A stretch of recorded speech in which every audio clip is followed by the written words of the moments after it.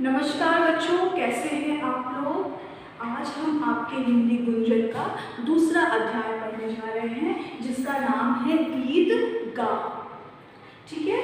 और इस जो कहानी है इसको किसने लिखा है? मुंशी प्रेमचंद ने लिखा है। प्रेमचंद ने बहुत सारी अच्छी अच्छी कहानियाँ उपन्यास लिखे हैं, उन्हीं में से एक कहानी है ईदगाह। ईदगाह, ठीक है। तो ये जो कविता है एक बच्चे के ऊपर है जिसका नाम है हामिद। ठीक है। हामिद बहुत गरीब होता है, उसके माँ उसके पापा उसके साथ नहीं होते हैं, वो अल्लाह को प्यारे हो गए हैं। ठीक है। लेकिन हामिद जो है वो बहुत अच्छा लड़का है, हमेशा मुस्कुराता रहता है और वो अपनी दादी अमीना के साथ रहता है। तो आइए इस कहानी में हम पढ़ते हैं कि हामिद के साथ क्या क्या होता है। त्योहार खुशियाँ लाते हैं, मन में उमंग भरते हैं। त्योहारों पर मेले लगाए जाते हैं। इन मेलों से लोगों को ज़रूरी सामान मिलता है और भरपूर मनोरंजन भी होता है।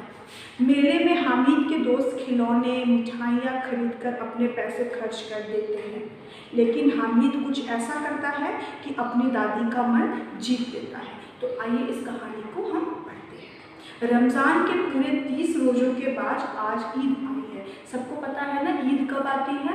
रमज़ान चलता है, रमज़ान में पूरे 30 रोजे हो जाते हैं तो ईद आती है। कितना मनोहर, कितना सुहावना प्रभात है। वृक्षों पर कुछ अजीब हरियाली है, खेतों में कुछ अजीब रौनक है, आसमान पर कुछ अजीब लालिमा है। मतलब आज ईद का दिन है, बहुत सुंदर सा सुबह है, खेतों में हरियाली है, आकाश चमक रहा है, मतलब बहुत सुंदर लग रहा है क्योंकि आज ईद का दिन है। आज का सूर्य देखो कितना प्यारा, कितना शीतल है, मानो संसार को ईद की बधाई दे रहा है। गांव में कितनी हलचल है, ईदगाह जाने की तैयारी होती है। मतलब रमज़ान के पूरे 30 रोज़ों के बाद आज ईद आई है।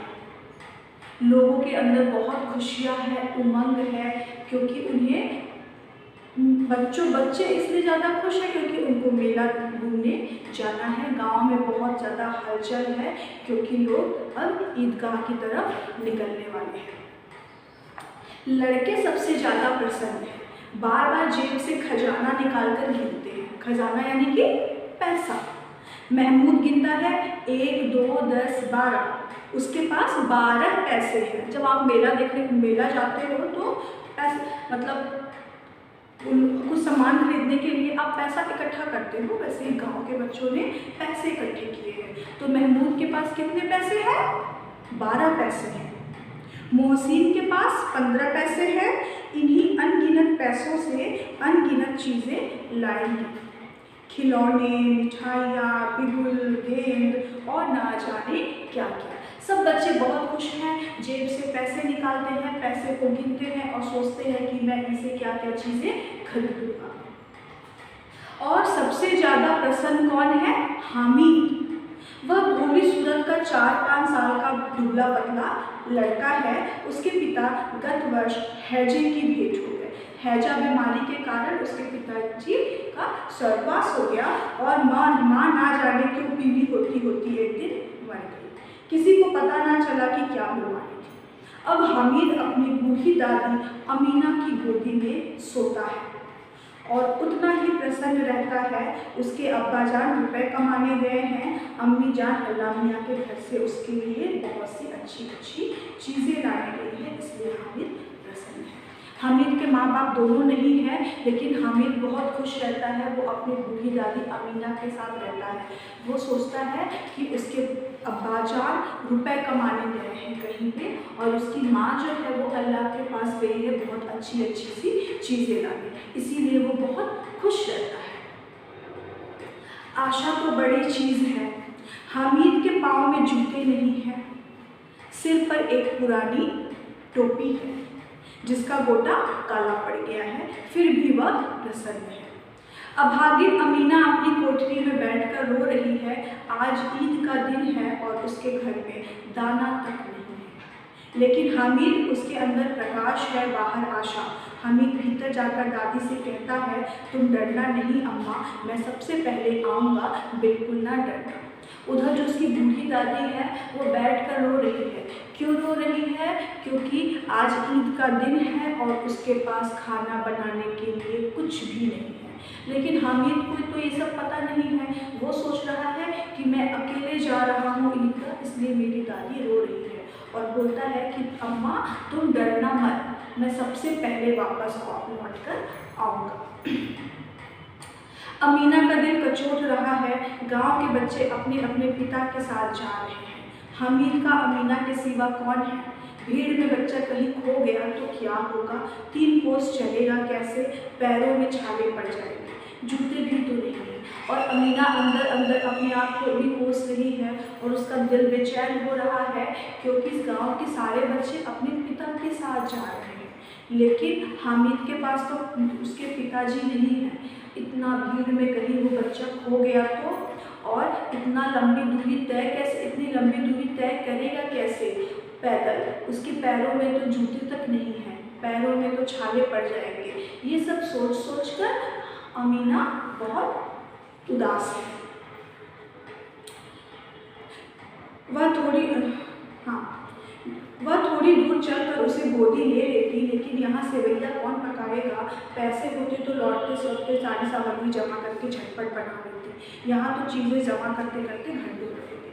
वो सोचती है कि काश वो जाती और उसे वापस लेकर आती, ठीक है, लेकिन यहाँ पे तो खाना भी बनाना है। अगर सामान सारा होता तो वो झट से कुछ बना लेती, लेकिन अभी तो सामान ही नहीं है, तो सामान का जुगाड़ करने में ही उसको कितने घंटे लग जाएंगे। इसलिए वो जा भी नहीं सकती है हामिद को लेकर। गांव से बेला चला, गांव के लोग इकट्ठे हुए और ईदगाह की तरफ चल पड़े। और भी बच्चों के साथ हामिद जा रहा था। शहर का दामन आ गया। सड़क के दोनों ओर अमीरों के बगीचे हैं, बड़ी बड़ी इमारतें, अदालत, कॉलेज, क्लब, घर आदि दिखाई दे रहे थे। गांव से सभी लोग शहर की तरफ गए, क्योंकि जो ईदगाह था वो शहर में था। धीरे धीरे गांव खत्म हुआ और शहर आने लगा। शहर आते ही बड़े बड़े बिल्डिंग्स दिखाई देने लगे, क्लब, कॉलेज, इमारतें, हॉस्पिटल्स दिखाई देने लगे। तो ऐसा प्रतीत होने लगा कि शहर अब नज़दीक आ गया है। हलवाइयों की दुकानें मिठाइयों से सजी हुई थी। अब बस्ती घनी होने लगी। ईदगाह जाने वालों की टोलियां नजर आने लगी, और भी जो जगह जगह से लोग आ रहे थे वो लोग भी नजर आने लगे। एक से एक भड़कीले वस्त्र पहने हुए सहसा ईदगाह नजर आया। अचानक से ईदगाह भी नजर आने लगा। लाखों सिर एक साथ सजदे में झुक जाते हैं, फिर सबके सब एक साथ खड़े हो जाते हैं। मतलब वहाँ पे नमाज वो लोग पढ़ते हैं। नमाज खत्म हो गई, लोग आपस में गले मिल रहे हैं और ईद की बधाइयाँ देने लगे। अब खिलौनों की दुकानों पर धावा होता है, ठीक है। इधर क्या हुआ, लोगों ने नमाज पढ़ी, इबादत की। अब बच्चे क्या करते हैं, सबसे पहले खिलौनों के दुकान पे धावा बोलते हैं। हामिद दूर खड़ा है, उसके पास केवल 3 पैसे हैं। मोहसिन भिश्ती खरीदता है। अब खिलौनों में लोग अपने अपने खिलौने खरीद रहे हैं बच्चे। महमूद सिपाही खरीदता है और नूरे वकील खरीदता है, और सम्मी जो है वो धोबिन खरीदती है। मिट्टी के जो खिलौने थे सब बच्चे खरीदते हैं। हामिद खिलौनों को ललचाई आंखों से देखता है। वह अपने आप को समझाता है, मिट्टी के ही तो हैं, गिरे तो चकनाचूर हो जाएंगे। सब बच्चे खिलौने खरीद रहे हैं, कोई वकील खरीद रहा है मिट्टी का, कोई धोबिन खरीद रहा है, कोई सिपाही खरीद रहा है, और हामिद चुपचाप खड़े होकर खिलौनों को ललचाई नज़र से देखता है और अपने आप को समझाता है कि छोड़ो, मिट्टी के ही तो खिलौने हैं, अगर गिर गए तो चकनाचूर हो जाएंगे। फिर मिठाइयों की दुकानें आती हैं।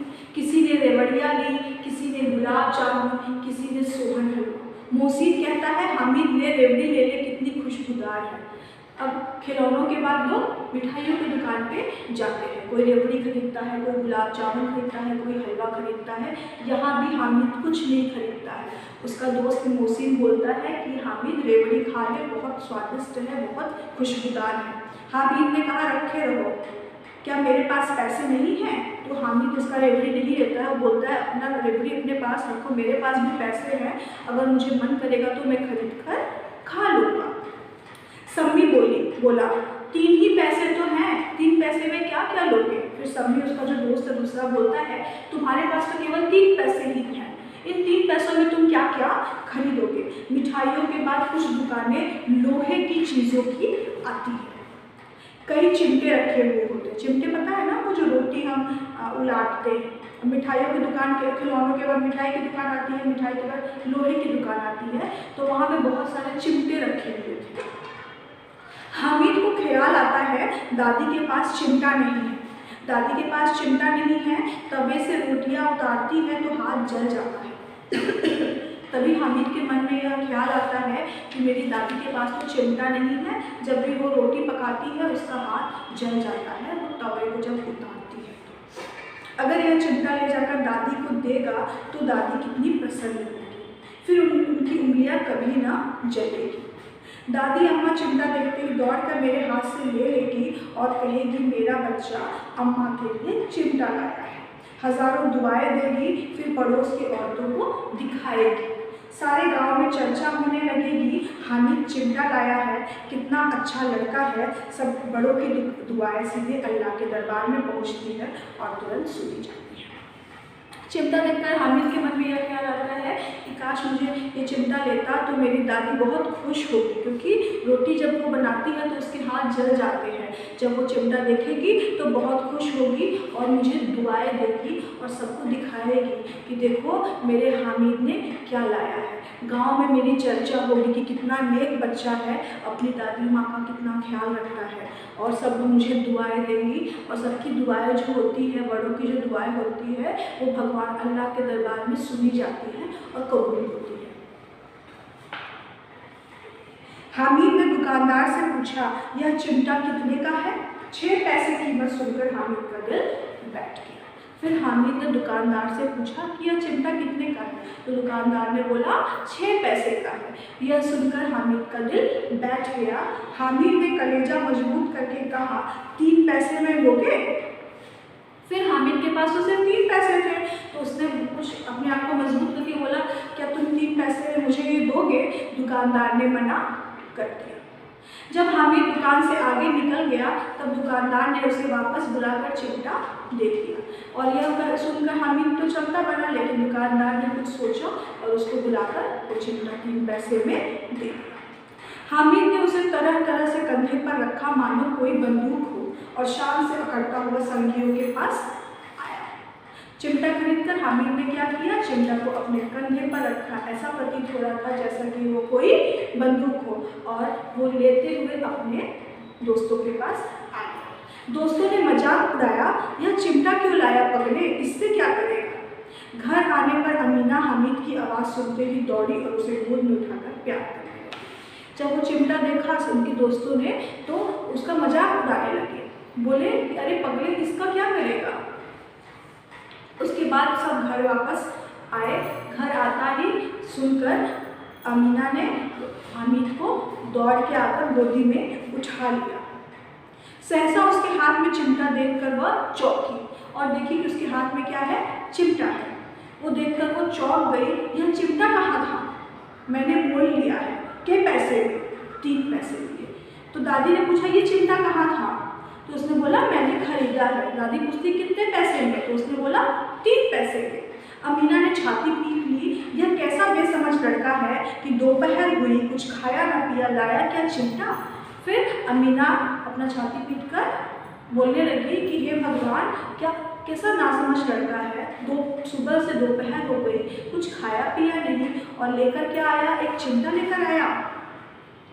हामिद ने अपराधी भाव से कहा तुम्हारी उंगलियां तवे से जल जाती थी, इसलिए मैंने इसे ले लिया। बुढ़िया का क्रोध तुरंत स्नेह में बदल गया। यह मुंह की स्नेह था, रस और स्वाद से भरा। बच्चे में कितना त्याग, कितना सद्भाव और कितना विवेक है। दूसरों को खिलौने लेते हुए और मिठाई खाते देखकर इसका मन कितना ललचाया होगा।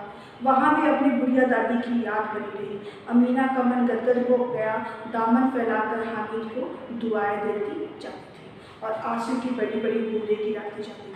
हामिद उसका रहस्य क्या समझता। जब हामिद की दादी ने असली कारण जाना कि हामिद ने चिमटा क्यों लाया है, तो उसका जो क्रोध था वो तुरंत प्यार में बदल गया और वो रोने लगी। उसने सोचा कि यह लड़का कितना भोला भाला है। वहाँ जाकर लोगों को जब उसने देखा होगा खिलौने और मिठाइयाँ खरीदते समय, तो उसका जी कितना ललचाया होगा। लेकिन वहाँ भी उसने अपनी बूढ़ी दादी को याद रखा और उसने अपने पोते को बहुत दुआएं दी और रोते हुए वहाँ से चले गए।